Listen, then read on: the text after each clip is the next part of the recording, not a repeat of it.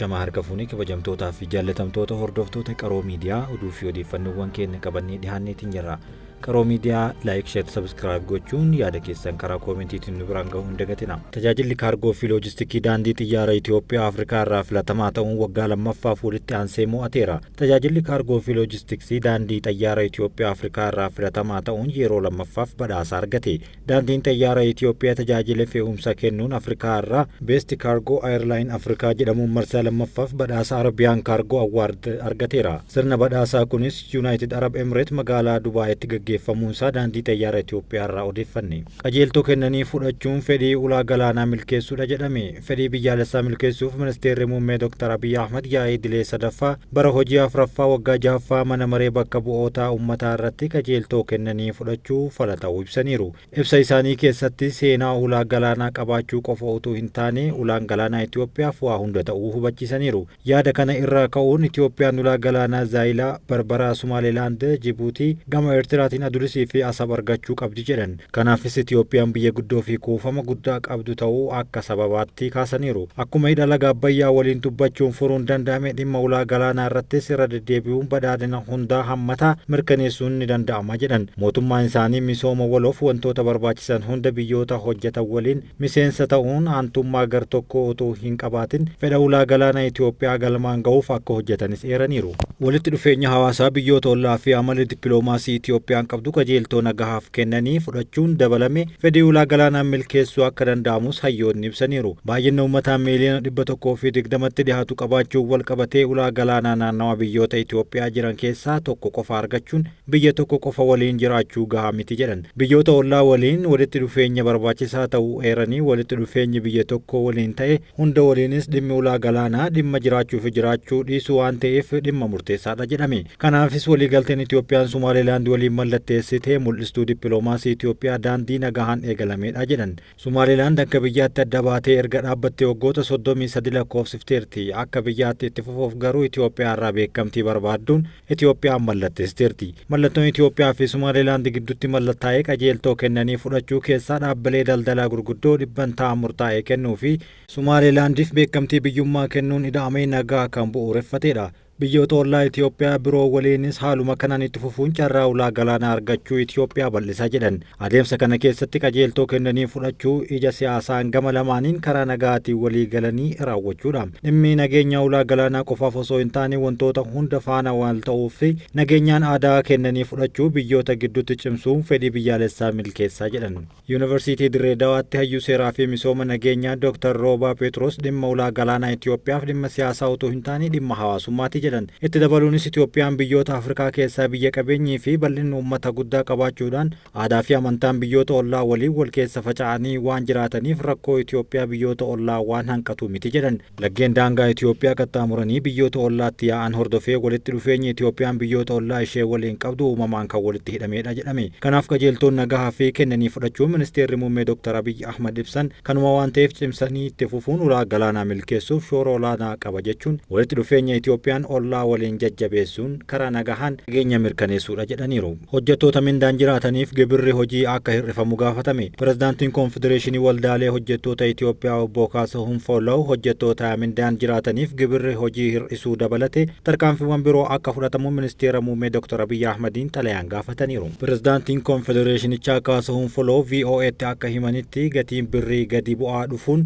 hojjettoonni mindaa gadi xiqqaa ta'e argatan rakkoo jireenyaa cimaan isaan mudachaa jiraachuu ibsaniiru. Keessattuu hojjetaa galii xiqqaa qabu guyyaa hojjechaa halkan hoteela irraa nyaata hafee kadhachaa bulaa jira jedhan. Pirezidaantichi dhiibbaa jireenyaa keessumaa kanneen paarkiiwwan industirii keessatti qacaramanii hojjetan irratti akka hammaatu eeraniiru. Itti dabaluunis kanaan dura ministeera muummee Abiy Ahmad waliin haala jireenya hojjettootaa irratti deddeebiin mari'achaa akka turan yaadachiisuun mariin kun bu'aa qabeessa akka hin taasifnes dubbataniiru. Kanaafis ministeerri muummee Abiy Ahmad gibira hojii hir'isuu dabalatee tarkaanfiiwwan diinagdee qormaata jireenyaa salphisuu danda'an biroo akka fudhatan irra deebiin xalayaan gaafachuu isaanii ibsaniiru. Turizimiin Oromiyaa sadarkaa daran fooyya'aa irra gahe jedhame. Oromiyaan qabeenya turizimii hedduu qabaattus waggoota afran dura hangas mara kan hin beekamne turus hojii dhaadhessaa bal'inaan hojjetameen amma sadarkaa daran fooyya'aa irra jiraachuu Komishiiniin Turizimii Oromiyaa ibse. Komishiinarri komishiinichaa Komishiinar Lelisee Dhugaa akka jedhanitti sababa qabeenyi turizimii Oromiyaa sirriitti beeksifamaa hin turreef namoonni bakkeewwan turizimii naannichaa daawwatan muraasa turuu kaasaniiru. Keessumaa daawwannaan lammiilee biyya keessaatiin taasifamu gadaanaa turuus dubbataniiru. Hojii komishiinichi hojjeteen garuu turistoonni biyya keessaa dabalatee kanneen biyya alaas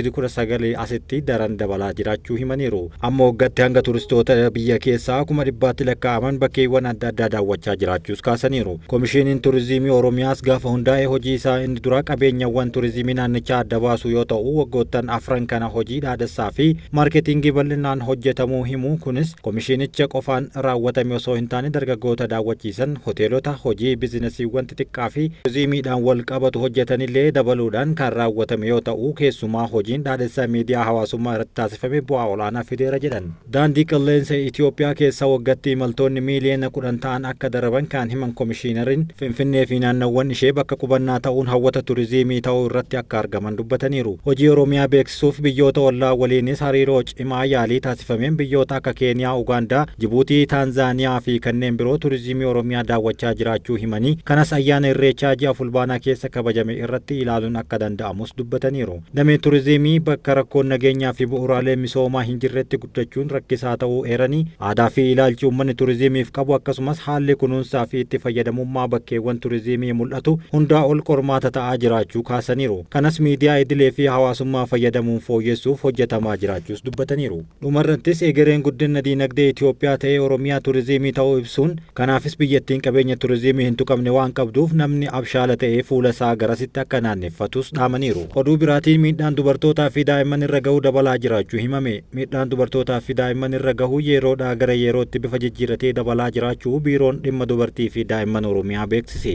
Hoggantuu itti aantuun biirichaa Aadde Samiraa Faaris haasaa taasisaniin miidhaa dubartootaa fi daa'imman irra gahuu hir'isuuf mootummaan hojii bal'aa hojjetus miidhaan xiinsammuu aadaa fi duudhaa hawaasaa irraa maqee dubartoota irra gahaa jira jedhame. Akka isaan jedhanitti akka biyyattis ta'e akka Oromiyaatti sarbamuu mirga namoomaa dubartootaa fi daa'immanii maqsuuf mootummaan imaammata qajeelfamootaa fi paakeejoota garaagaraa qopheessuun qaamolee qooda fudhattoota waliin ta'uudhaan hojii bal'aa hojjeteen fooyya'insi jiraatus kinnichi hundee irraa furuuf hin danda'amne jedhan. Miidhaan dhaqqabaa jiru duudhaa fi amantaa hawaasaa kan cabse waan ta'eef abbootiin amantaa fi abbootiin gadaa dhimma kanaaf xiyyeeffannaa kennuun gahee isaanii akka bahatanis gaafataniiru. Waltajjicha irratti hiikkaa gaa'elaa, walitti bu'iinsa daangaa, ragaa dhoksuu fi hanqinoota gama miidiyaan jiran hudhaalee gaaga'ama dubartootaa fi daa'immanii babal'isan keessaa akka fakkeenyaatti kaa'ameera. Gara oduu biyya alaatti yoo dabarru haleellaa Israa'el Libaanositti raawwatteen hojjettoonni lubbuu baraaran 15 ajjeefamaniiru. Haleellaa Israa'el wiirtuu ittisa balaa kaaba bahaa Libaanositti raawwatteen hojjettoonni lubbuu baraaran 15 ajjeefamuu aanga'oonni biyyattii beeksisan. Haleellaa wiirtuu kanarratti raawwatame kun hojjettoota lubbuu baraaruuf namoota sababa waraanaatiin miidhaman gargaaruuf kanneen achitti argamanidha jedhan. Haleellaa magaalattii Duuris keessatti raawwatame kanaan gamoo ejensiin ittisa siivilii mootummaa Libaanos barbadaa'eera. Ejensiin kun garee Iraan deeggaramu Hezbollaa waliin hidhata tokkollee kan hin qabne ta'uu ibseera. Haleellaa kanaan itti gaafatamaan ejensii magaalattii Bilaal Aradaa ajjeefamuu bulchiinsa kutaa biyyattii Bashiir Kihoodir ibsaniiru. Gocha gara jabinnaa jechuun haleellaa ministeerri fayyaa Libaanos ibsanis humni waraana Israa'el garuu dhimma kanarratti wanti dubbate hin jiru. Ejensiin ittisa siivilii Libaanos hojii barbaacha lubbuu baraaruu fi balaa ibiddaa balleessuu dabalatee tajaajilaawwan yeroo balaan qaqqabanii irratti waajjiran hojjetaa jira.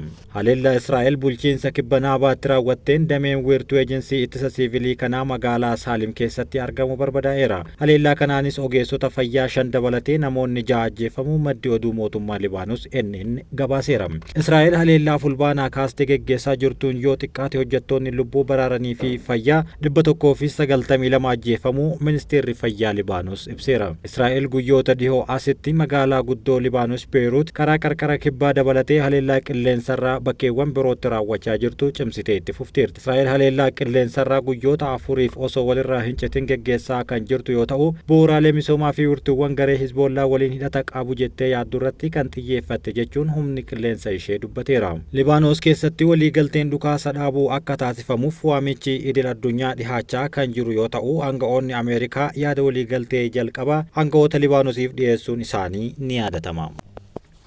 Dhumarrattis oduu dinqisiisoo qabna. Roobootiin Chaayinaa keessatti dhaabbilee adda addaatiin oomishaman keessaa tokko isa biraa uggure jedhame. Raabsaa suuraa taatee kan agarsiisu hordofuun namoonni hedduun ajaa'ibsifataniiru. Addunyaa oomishni fi ammayyeessuun rooboosii guddachaa jiru kana keessatti akkuma nama walirratti duuluu jalqabaniiru jechuun laal dhiheenya kana Chaayinaa irraa dhaga'ameera. Dubbiin isaa akkana. Chaayinaa keessatti roobootiin 12 dhaabbata tokko keessa walitti fufiinsaan qacaramanii hojjechaa turan. Garuu akka tasaa Chaayinaa Shaangaayitti roobootiin tokko eessaa akka dhufe osoo hin beekin kutaa roobootiitti hojjetan keessa seena. Yeroo muraasaaf akka roobootii hojjechaa jirta jedhu gaafii warra isaan hojjechiisanii gaafateera. Roobootii gaafataman keessaa tokko eeyyee jedhee deebise yoo ta'u, bakka dhufteetti yeroo deebitu na waliin koottu na hordofii jedheen. Abbaan manaa kun roobootiin hin beekamneen butame jedhee erga baaseen booda xiyyeeffannaa namoota hedduu hawwateera. Keessattuu roobootiin afaanii wal qunnamuudhaan namoota hedduu kan ajaa'ibsiise yoo ta'u, boqonnaa hin qabnu, mana hin qabnu, eessa deemnaa fi kan kana fakkaatan yaada jedhu kaasanii uummata ajaa'ibsiisaa jiru. Oomishtummaan roobootii kan hangizuu seentaraal taate dhugaa ta'uu isaa